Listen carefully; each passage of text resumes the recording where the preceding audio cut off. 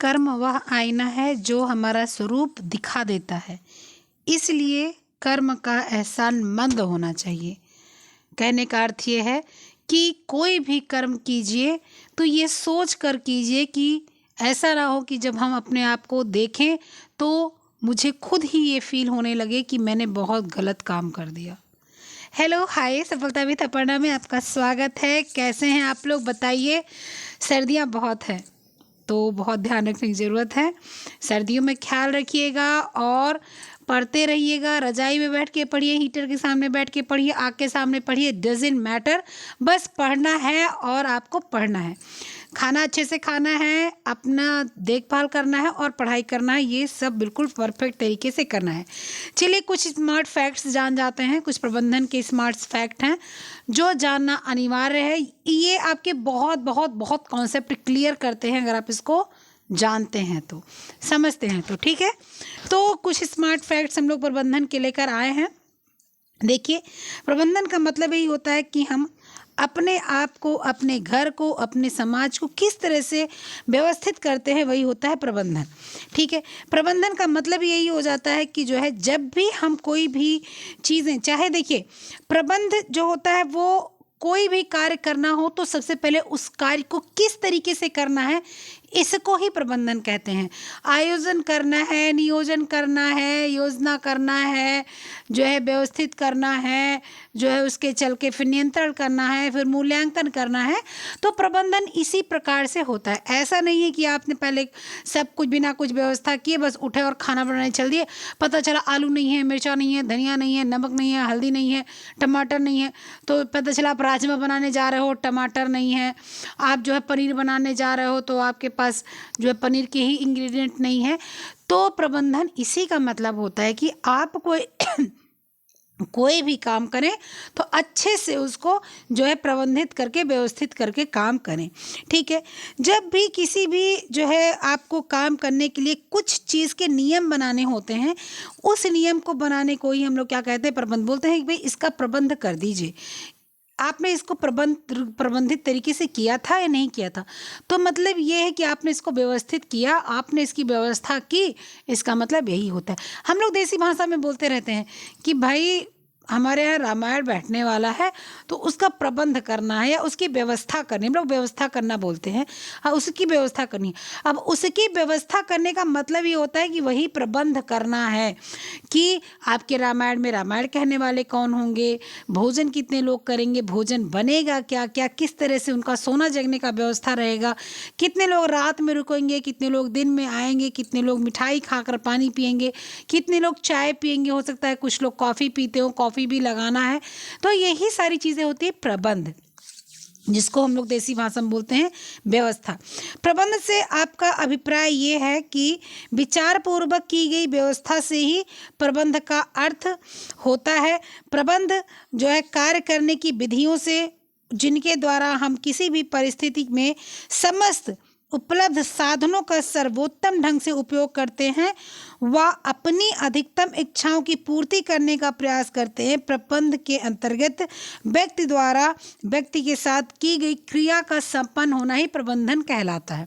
ठीक है, प्रबंधन का मतलब आप लोग समझ गए। प्रबंधन करने का मतलब होता है व्यवस्था करना। ठीक है, चलिए, तो इसी प्रबंध में व्यवस्था करने के जो है उसमें हम लोग कुछ समझते हैं, कुछ जानते हैं। ठीक है, चलिए देखिए क्या इसमें दिया हुआ है, आइए हम लोग देखते हैं। इसमें मेरे ख्याल से सबको साफ दिखाई दे रहा है।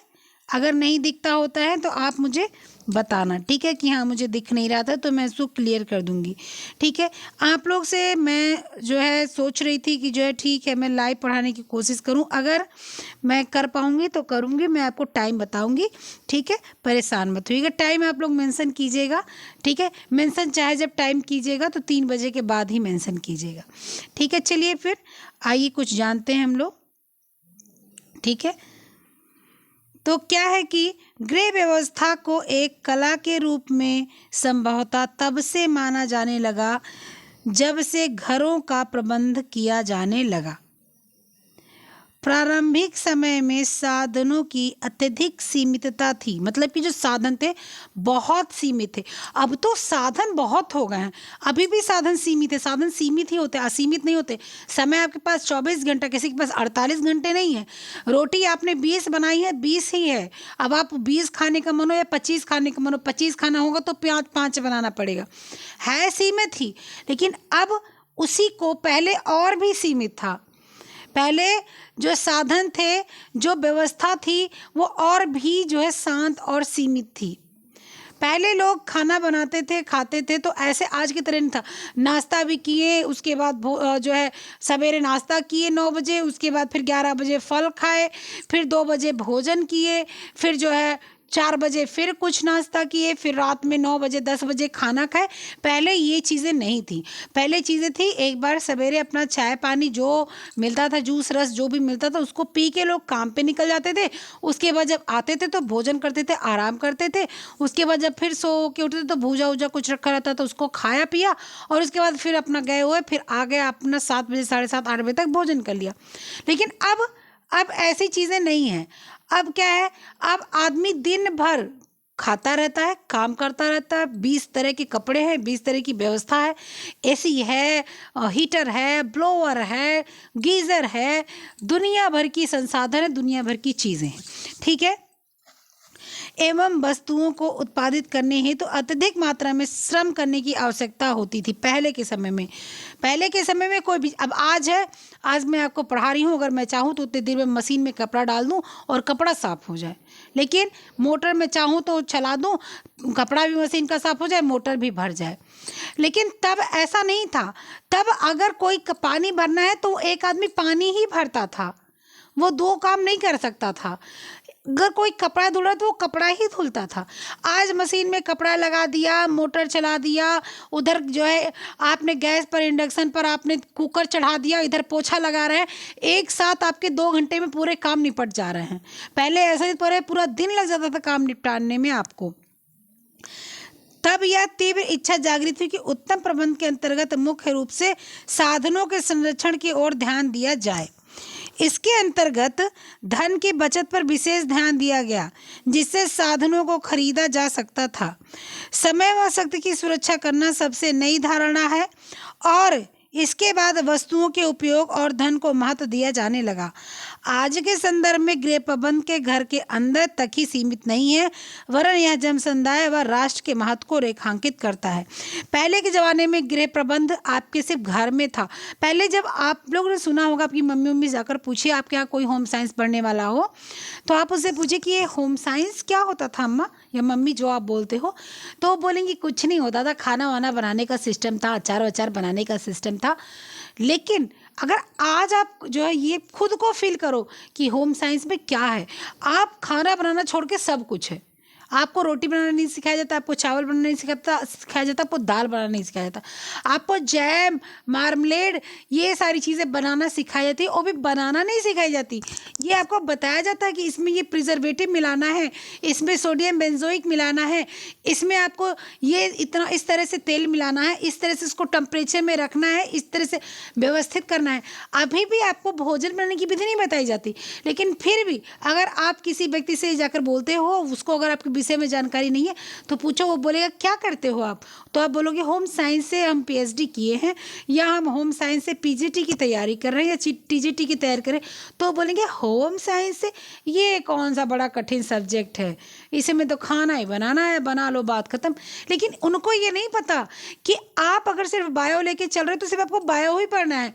आप अगर केमिस्ट्री हो तो आप सिर्फ केमिस्ट्री ही पढ़ोगे, आप हिस्ट्री वाले सिर्फ आप हिस्ट्री ही पढ़ोगे, आप जियोग्राफी वाले तो आप सिर्फ जियोग्राफी ही पढ़ोगे। उनको ये जो है मुश्किल हो जाता है बताना कि भैया होम साइंस में पूरा विश्व छुप के रखा है, पूरा भारत छुप के रखा है, पूरा एक एक चीज़ छुप के रखी है, वो उनको बताना मुश्किल हो जाता है। ठीक है, तो जो है इसको जो पहले था, तो पहले घर के अंदर ही बस यही था, खाना बनाना और यही सब गृह व्यवस्था थी। लेकिन अब होम साइंस एक कला है, होम साइंस एक विज्ञान है, होम साइंस एक समाज है, होम साइंस एक आपका व्यवसाय है, होम साइंस आपका बहुत बड़ा बहुत कुछ है। तो गृह प्रबंधन होम साइंस के अंदर ही आता है, गृह विज्ञान के अंदर ही आता है। अब ये घर से कदम बाहर निकालकर पूरी दुनिया में, पूरे भारत में फैल चुका है। ठीक है।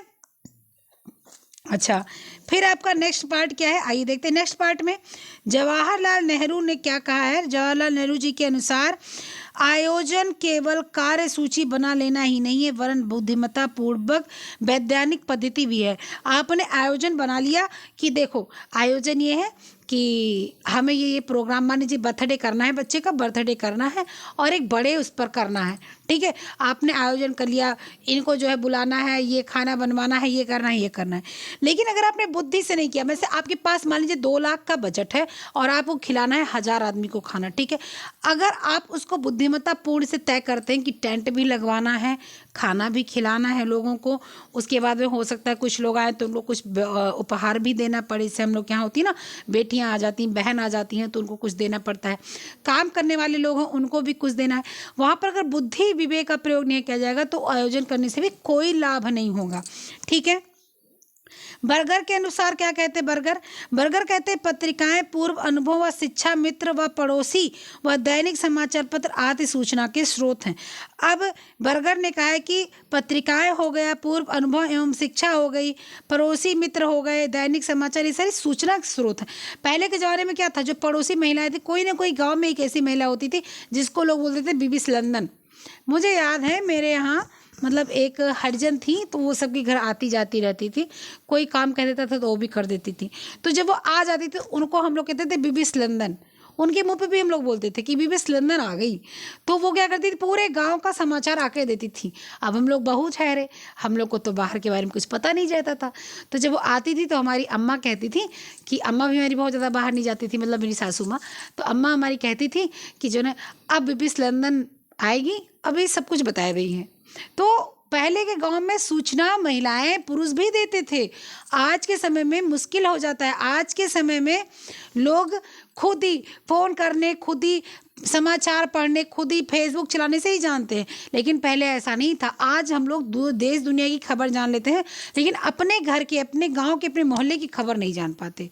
पहले ये सब भी सूचना के एक प्रारूप थे।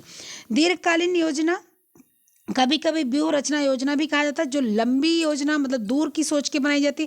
जमीन खरीदना है, घर बनवाना है, बच्चे की पढ़ाई करनी है, इसको व्यूह रचना कहते थे। क्यों व्यूह रचना भी कहते थे, क्योंकि इस यहाँ तक पहुँचते पहुँचते हम लोग को यहीं से व्यवस्थित करना है। आज कुछ बचाना है, कल कुछ बचाना है, परसों कुछ बचाना है, तब वहाँ तक पहुँचेंगे। ठीक है। फिर अल्पकालीन योजना को चतुरता भी कहा जाता है। जो है जल्दी की योजना, अल्पकालीन जल्दी समय की योजना होती है, उसको बुद्धिमत्तापूर्ण से, चतुरतापूर्ण से किया जाता है। ठीक है। संगठन को प्रबंधन की प्रक्रिया के रूप में वर्ष 1916 में गृह अर्थशास्त्रियों ने अपने पाठ्यक्रम में सम्मिलित किया था। जब वस्तु सामान्य तौर पर मूल्यांकन किया जाता है तो उसे संपूर्ण मूल्यांकन कहा जाता है। जब वस्तु को सामान्य रूप से मूल्यांकन किया जाता है तब उसको संपूर्ण मूल्यांकन किया जाता है। सामान्य रूप से क्या, कोई आपने मान लीजिए सपोज दैट आपने मोमबत्ती बनाई, जैसे आपने क्या किया, आपके पास पुरानी पुरानी मोमबत्तियाँ पड़ी हुई थी, आपने दीपावली में जलाई थी, वो छोटे छोटे छोटे छोटे पीस बचे हुए थे। कोई कप का हैंडल टूट गया, कप बहुत सुंदर था, आपने कहा चलो ठीक है अब मैं इसको यूज़ कर लेती हूँ। यूज़ क्या करने करूँ, अब सबके घर में तो इन्वर्टर है, लेकिन फिर भी कभी कभी क्या होता है, लाइट चली जाती है, इन्वर्टर डिस्चार्ज हो जाता है, तब हम लोग क्या करते हैं, हम लोग कुछ खोजते हैं। कोई मोबाइल की टार्च लेके पहुँचता है, कोई कुछ लेके पहुँचता है। तो आपने क्या किया, मोमबत्ती बनाना चाहा। अब आपने सारी मोमबत्ती इकट्ठा की, मोमबत्ती को गर्म किया, गर्म करने के बाद उसके धागे को छान के निकाला, उसमें बीच में धागा डाला, ये सारी चीज़ें की। अब इन सारी जो प्रक्रियाएं थी, अब इनको शुरू से लेके लास्ट तक देखे, और अगर बढ़िया से तैयार हो तो बोला ये बढ़िया तैयार हुआ, ये हम लोगों ने देखा और किया। अगर तैयार नहीं बढ़िया से हो तो भी हम लोग मूल्यांकन जब लास्ट में करते हैं सामान्य तौर पर, तो ये पता चल जाता है हाँ मुझे क्या करना चाहिए था और क्या हो गया। ठीक है, तो ये आपके कुछ लोगों ने कहा था, उसको आपको समझना था। नेक्स्ट क्या है, ये देखते हैं। नेक्स्ट है कि रासायनिक संगठन के आधार पर पोषक पदार्थों का कार्बोहाइड्रेट, वसा, प्रोटीन, विटामिन, खनिज लवण और जल में बांटा जाता है। रासायनिक संगठन के आधार पर जो पोषक पदार्थ होते हैं वो कार्बोहाइड्रेट, फैट, प्रोटीन, विटामिन, खनिज लवण और जल में बांट दिया जाता है। ठीक है। कार्बोज और चिकनाई शारीरिक कार्य तथा यथा आवश्यकता ऊर्जा के लिए ईंधन का काम करती है। कार्बोज और चिकनाई मतलब आपकी जो वसा होती है वो क्या करती है, वो आपके एनर्जी का काम करती है, और शरीर के लिए जो काम करने की जो एनर्जी लगती है, ईंधन लगता है, उसका ये काम करती है। कुपोषण स्वास्थ्य की वह अवस्था है जो अपूर्ण पोषण के कारण उत्पन्न होती है। कुपोषण, अपूर्ण पोषण या अत्यधिक पोषण कुपोषण कहलाता है। ठीक है। आप बहुत मोटे हो गए, इसका मतलब आपको अधिक पोषण मिल गया। आप बहुत दुबले, इसका मतलब कुपोषण मिल गया। बहुत लोग बहुत मोटे होते हैं, कुपोषण की वजह से भी शरीर सूज जाती है। ठीक है। तो ये क्या होता है, ये आपके अपूर्ण पोषण के कारण उत्पन्न होता है। अपोषण से अभिप्राय ऐसे भोजन से है जो भोजन की गुणवत्ता और मात्रा दोनों दृष्टियों से रहित होता है। अपोषण का मतलब होता है कि भोजन जो हमने किया उसकी जो गुणवत्ता, उसकी अच्छाई जो होती है, और जो मात्रा यानी कि उसकी जो जो वो होती है, क्वांटिटी होती है, दोनों अगर कम होती है या बहुत अधिक होती है तो कुपोषण हो जाता है। अन्न में स्टार्च होता है, कार्बोज की सर्वाधिक पूर्ति इसी से होती है। जो आपके अनाज होते हैं इसमें स्टार्च होता है, और स्टार्च जो होता है उसी से आपके जो है बहुत से जो है कार्बोज की पूर्ति हो जाती है। आहार की कैलोरी महत्ता उसमें विद्यमान कार्बोज, वसा और प्रोटीन की मात्रा पर निर्भर करती है। आहार की कैलोरी की जो महत्व होते हैं उसमें विद्यमान जो कार्बोज होता है, जो वसा और प्रोटीन होता है, उस पर निर्भर करता है। ठीक है। इसके बाद में क्या है, आइए देखते हैं इसके बाद में क्या है। संगठन की विशेषताएं। संगठन वह प्रणाली है जिसे निर्धारित लक्ष्यों की पूर्ति के लिए प्रबंध किया जाता है। संगठन मतलब होता है जब बहुत लोग व्यवस्थित होकर, बहुत लोग संगठित मतलब बहुत लोग इकट्ठा हो जाए और एक राय की जैसे सलाह की जाए, उसको संगठन कहते हैं। ठीक है। अब संगठन क्या है, संगठन वह प्रणाली है जिसे निर्धारित लक्ष्यों की पूर्ति के लिए प्रबंध द्वारा प्रयोग किया जाता है। जिसको कोई एक लक्ष्य होता है उसको पूर्ति करने के लिए आपने एक संगठन का जो है चयन किया है, नियुक्ति की है। संगठन व्यक्तियों का समूह है, इसमें उनके संबंधों को स्पष्ट रूप से व्याख्या होती है। संगठन जो कई व्यक्तियों का एक जो है गुच्छा आप मान लीजिए, जैसे बंच मान लीजिए हैं, और उसमें कई उनके संबंध स्पष्ट रूप से व्याख्या होते हैं। आपस में जो संबंध होते हैं, मतलब रिश्तेदारी की बात नहीं, कोई भी है, कोई आप काम कर रहे हो, जैसे मान लीजिए आप एक जो है विद्यालय खोलना चाह रहे हो, उसको संगठन बना लिया, आपने बता दी ये प्रिंसिपल होंगे, ये प्रबंधक होंगे, ये फलाध्यापक होंगे, ये फलाध्यापक होंगे, तो ये आपस में जुड़े हुए रहते हैं। इसमें श्रम का विभाजन होता है, मतलब आपके श्रम का विभाजन हो जाएगा। प्रत्येक व्यक्ति के कार्यों, अधिकारों, उत्तरदायित्वों का स्पष्ट व्याख्या होती है। जो संगठन होता है इसमें सबके कार्य का पता चल जाता है, सबके उत्तरदायित्वों का पता चल जाता है, सबके अधिकारों का पता चल जाता है। इसके समूह किसी नेतृत्व के अंतर्गत आते हैं। जो समूह होता है वो किसी न किसी चीज़ का नेतृत्व करता रहता है। कोई आप काम करने जाते हो तभी संगठन बनाते हो, आप किसी विद्यालय को, किसी एनजीओ को, किसी को खोलते हो तभी संगठन बनाते हो। और एक संगठन एक ही काम का नियंत्रण, एक काम का, चार काम का, जितने भी काम का नियंत्रण करे, लेकिन सब मिलके ही करते हैं। यह मानवीय प्रयासों में कुशलता, वास्तविकता, क्रमबद्धता, एकरूपता तथा समन्वय लाता है। ये सार्वभौमिक होता है या एक ऐसी प्रणाली है जिसके द्वारा प्रबंध अपनी क्रियाओं को निर्देशित करता है, समन्वित करता है और नियंत्रित करता है। यह संदेश वाहन की एक प्रणाली है। क्या? प्रबंधन। संगठन स्वयं में ही कोई साध्य नहीं है, यह साध्य की प्राप्ति की एक साधना है। संगठन जो है ये आपका साधन है, ना कि प्राप्त कर लिया आपने, वो जो है आपका साधन। ये एक साधन प्राप्त करने वाली चीज़ों का होता है। कोई संगठन उत्तम है या नहीं इस बात पर निर्भर करता है कि वह कितनी कुशलता से परिवार के अंतिम उद्देश्यों की प्राप्ति में सहायक होता है। कोई संगठन कितना कार्य करता है, कितना कार्य नहीं करता है, जो कार्य किया वो सफल हुआ, अगर सफल हो गया तो मान लिया गया कि ये संगठन जो था ये आपका बहुत बढ़िया संगठन था, ये सफल था। और अगर कार्य सफल नहीं हो पाया, और कार्य सफल क्यों नहीं पाएगा, कोई कहेगा नहीं नहीं भैया मैं तो कोषाध्यक्ष बनूंगा, कोई कहेगा नहीं नहीं भैया मैं कोषाध्यक्ष बनूंगा, कोई कहेगा नहीं नहीं मैं अध्यक्ष बनूंगा। अब जो जो उसमें हेड है वो समझ ही नहीं पा रहा है कि भैया मैं किसको कोषाध्यक्ष बनाऊं, किसको जो है अध्यक्ष बनाऊं, किसको मैं जो है काम करने के लिए बनाऊं, तो वो संगठन सफल नहीं हो पाएगा। संगठन वो सफल हो जाएगा एक कोई अगुवा हो और वो सबसे राय मशवरा कर ले, भैया ऐसी बात है, मैं ऐसा करना चाहता हूँ, आप लोग बताइए सबसे उचित इस पद के लिए कौन है, सबसे उचित इस पद के लिए सबसे उचित कौन ये काम करेगा, सबसे अच्छा कौन ये काम करेगा, वो संगठन जो है आपका आगे बढ़ता है। ठीक है।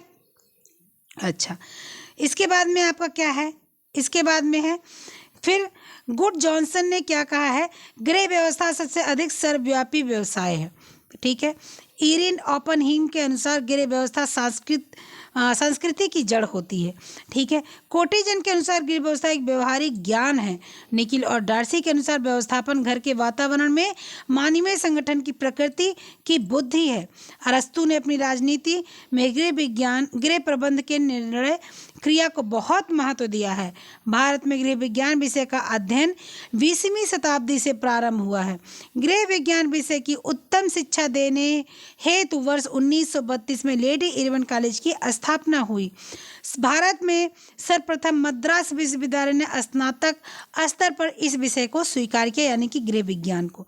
तो गृह विज्ञान और गृह प्रबंधन को, गृह विज्ञान गृह प्रबंधन, ये बहुत सी मतलब मैं क्या बताऊँ आपको। मैं वीडियो आपकी ख़त्म हो गई, वो आपके वीडियो ख़त्म होने के पहले मैं आपको बताऊँ,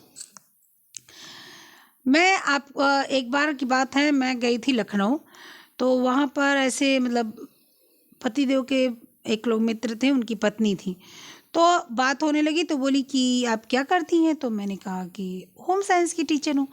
तो बोली होम साइंस की, मैंने कहा हाँ, कि अरे होम साइंस में क्या है, होम साइंस तो जो है बहुत आसान सा सब्जेक्ट होता है, मैं तो जो है उसकी इंग्लिश की हूँ, ये सब बहुत पढ़ना पड़ता है। तो मैंने उनसे कहा, मैंने कहा देखिए कोई भी सब्जेक्ट ना आसान होता है ना कोई भी सब्जेक्ट कठिन होता है, सब अपने लिए इतने मजबूत होते हैं कि आप उस पर कमांड अगर कर लेती हैं तो आप जो है आगे हैं। अब आप ये बताते फिरेंगे कि जो है इंग्लिश बहुत तेज होते हैं, इंग्लिश वाले बहुत ज़्यादा पढ़ते हैं, तो आपके अंदर तो वो चीज़ झलकनी चाहिए, वो चीज़ दिखनी चाहिए। भाई मैं होम साइंस की टीचर हूँ, आप होम साइंस की स्टूडेंट है, आपके अंदर वो चीज़ झलकती है तो पता चलता है कि आप होम साइंस के अध्यापक या टीचर हो या आप बच्चे हो। अब आप इंग्लिश के टीचर, इंग्लिश आप इतनी बड़ाई कर रहे हो, आपको इंग्लिश बोलने नहीं आता, इंग्लिश समझने नहीं आता, इंग्लिश लिखने नहीं है, तो क्या फ़ायदा।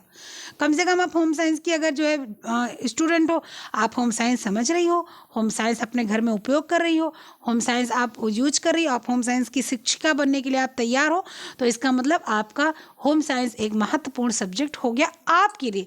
दूसरा कोई क्या समझता, कोई फ़र्क नहीं पड़ता। मेरे पास एक लड़की ने कहा कि दीदी जो है मैं अगर कहीं बताती हूँ मैं होम साइंस की टीचर तो वो पढ़ाती हूँ होम साइंस स्टूडेंट हो, तो लोग बहुत हंसी उड़ाते हैं। मैंने कहा ऐसे लोग को देखना ही बंद कर दो, मत देखो ऐसे लोगों की तरफ जो तुम्हारी कदर ना करें। मैं देखो परिवार सबकी कदर करता है, मैं एक आध परिवार की एकदम नालायक हो उसकी बात नहीं कर रही, नहीं तो जो परिवार अच्छे होते हैं सबकी कदर करते हैं। आपकी कदर कोई नहीं कर रहा है, अरे होम साइंस पढ़ती तुम तो बेकार गंवार हो, तो आप मत बात करो उससे कि मैं गंवार हूँ, तो ठीक है तुम तो सही हो ना, तो तुम अपनी दुनिया में मस्त रहो, मैं अपनी दुनिया में मस्त रहूँगी। कभी भी आपके निगेटिव कोई अगर बात करता है, अगर वो आपको सुधारने के लिए कर रहा है तो ठीक है आप उसको सुनिए, निंदक नियरे राखी आंगन कुटी छबाए। लेकिन अगर वो आपको सिर्फ और सिर्फ निंदा कर रहा हो तो आप उससे दूर हो जाइए, निगेटिविटी अपने अंदर मत लाइए, उससे दूर हो जाइए, कह दीजिए ठीक है भैया आप महान हम बेकार। ठीक है, तो इसी शब्द के साथ इसको पूरी वीडियो देखिएगा, बीच में मत छोड़िएगा। तब तक के लिए बाय, नेक्स्ट वीडियो में मिलते हैं।